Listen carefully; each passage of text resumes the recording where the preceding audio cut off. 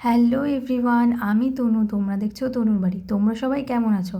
আশা করছি ভালোই আছো। আর আমিও না ভালো আছি। আজকে তনুর বাড়িতে রান্না হয়েছিল পুর ভরা চাল কুমড়ো রেসিপি। এটা আমার শাশুড়ি মা শিখেছিলেন তার মায়ের কাছ থেকে, আর আমার শাশুড়ি মা আমাকে শিখিয়ে দিয়েছেন। তো এই রেসিপিটা চলো দেখে নেওয়া যাক। প্রথমে এই রেসিপি করার জন্যই লাগছে একটি চাল কুমড়ো, যেটা হবে একদমই কচি। আর কচিটা এই দেখে বোঝা যাবে, সেটা হলো এই মাথায়, চাল কুমড়োর মাথায় ফুলটা কিন্তু ঝরবে না, ছোট হবে আর গায়ে অনেক কাটা থাকবে, সবুজ হবে। সাদা হলেই কিন্তু কচি না, সেটা বতি হয়ে গেছে।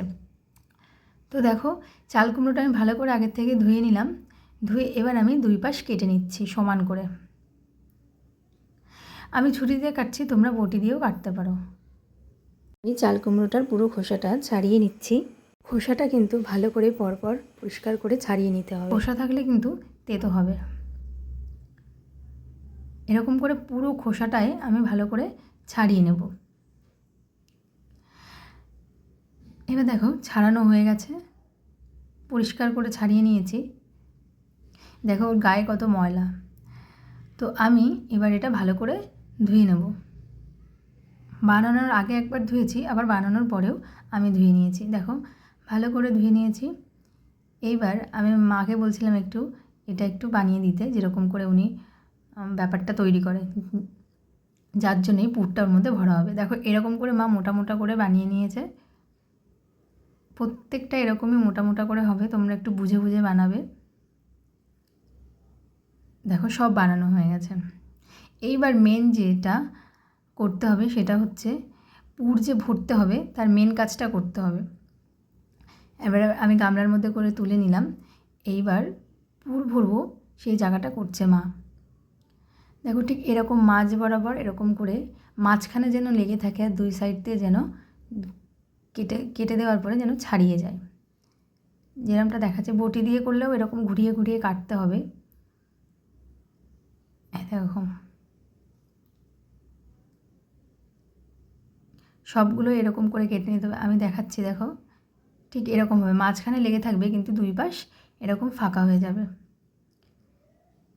সবগুলো এরকম করে কিন্তু দেখো, আবারও একটা দেখাচ্ছি, সবগুলো ঠিক এরকম সমানভাবে নিয়ে মাঝখানে পুর ভরার জায়গা করতে হবে। এদিকে মা একটু আমাকে নারকেল কুড়িয়ে দিচ্ছিল। দেখো নারকেল কুড়ানোগুলো ঠিক এরকম হয়েছে।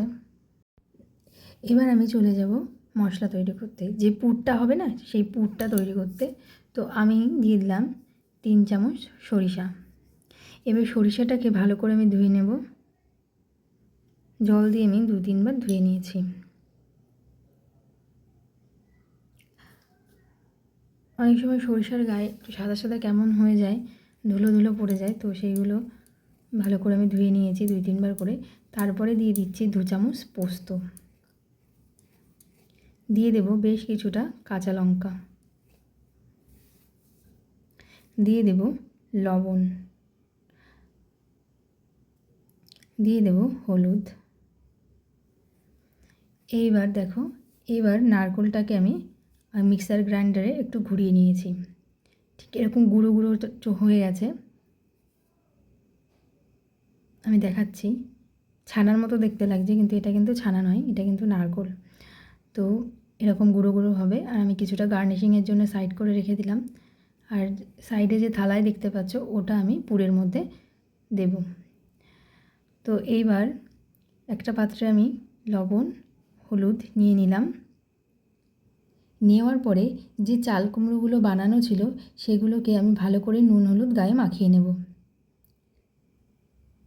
হলুদটার জন্য কালারটা আসবে, আর লবণটার জন্যে টেস্টটা ভালো লাগবে।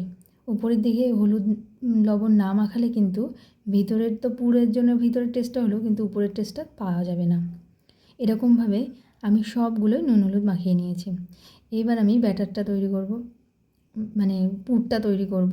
পুরটা তৈরি করার জন্য অতগুলো আমি দিয়ে দিয়েছি নারকেল কোড়া, দিয়েছি সরিষা যেটা ছিল, সরিষা লঙ্কা পোস্ত বাটাটা দিয়ে একটু দিয়ে দিলাম কাঁচা তেল, দিয়ে ভালো করে মেখে নিয়ে এবার এইগুলো মা দেখো আমাকে শিখিয়ে দিচ্ছে কীরকমভাবে পুর ভরতে হয়।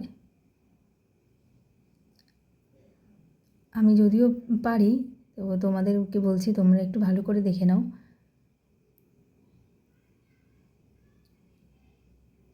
দেখো এরমভাবে কিন্তু প্রত্যেকটার ভিতরে পুরগুলো দিয়ে দিতে হবে। বেশি টানলে কিন্তু মাঝখান থেকে ছিঁড়ে যাবে। আর আলতো হাতে প্রেশার দিতে যখন বেরিয়ে আসবে একটু মুছে নিতে হবে, ঠিক এরকম করে।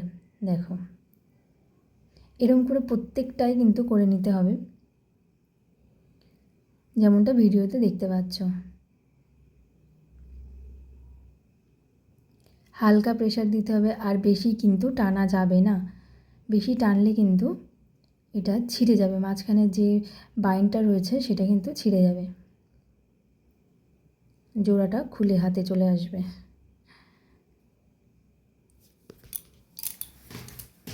দেখো এরমভাবে প্রত্যেকটা মা আমাকে তৈরি করে দিয়েছে।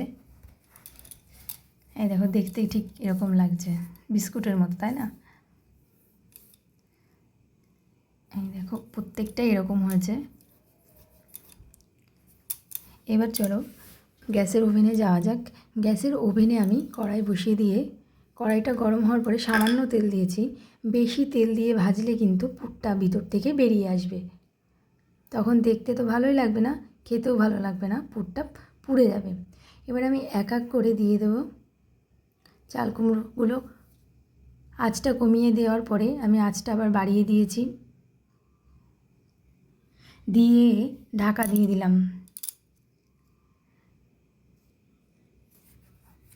ঢাকা দিয়ে কিছুক্ষণ হতে দেবো, আবার কিছুক্ষণ পরে ঢাকনাটা আমি তুলে নিচ্ছি, নিয়ে আমি উল্টে দেবো।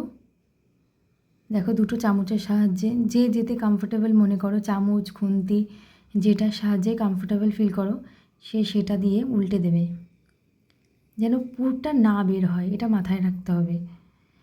দেখো আমি উল্টে দিচ্ছি, ঠিক এরকম করে ভেজে হালকা হয়েছে, আরও ভাজতে হবে।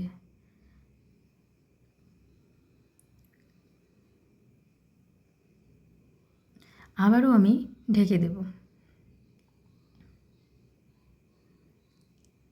কিছুক্ষণ হতে দেওয়ার পরে আবার আমি ঢাকনাটা তুলে আবারও আমি চাল কুমড়োগুলোকে উল্টে দেব।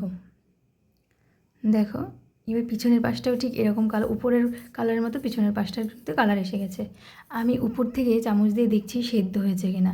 সেদ্ধ যেই হয়ে যাবে তখন কিন্তু হাই ফ্লেমে ভাজতে হবে। আমি ঢাকা দেবো না এবার আমি এমনি এরকম করে ভাজবো। ঠিক যখন এই পর্যায়ে চলে আসবে, দেখতেই পাচ্ছ আমি জুম করে দেখাচ্ছি, ঠিক যখন এই পর্যায়ে চলে আসবে তখন এক এক করে নামিয়ে নিতে হবে। দেখো ঠিক এরকম দেখতে লাগছে, এরকমটাই কিন্তু ভাজতে হবে, না হলে জলসা জলসা ভাব লাগলে টেস্টটা পাওয়া যাবে না। তারপরে নারকেল কোড়া উপর থেকে আমি একটু ছড়িয়ে দিলাম, দিয়েই রেডি আজকের রেসিপি পুরভরা চাল কুমড়ো। তো কেমন লাগলো রেসিপিটা আমাকে অবশ্যই সবাই জানিও। ভালো লাগলে লাইক কমেন্ট শেয়ার করতে কিন্তু ভুলো না। আর এরকম লোভনীয় রেসিপি আরও পেতে আমার চ্যানেলটিকে সাবস্ক্রাইব করো। দেখা হচ্ছে নেক্সট কোনো রেসিপি নিয়ে, নেক্সট কোনো ভিডিওতে। সবাই ভালো থেকো, সাবধানে থেকো, টাটা।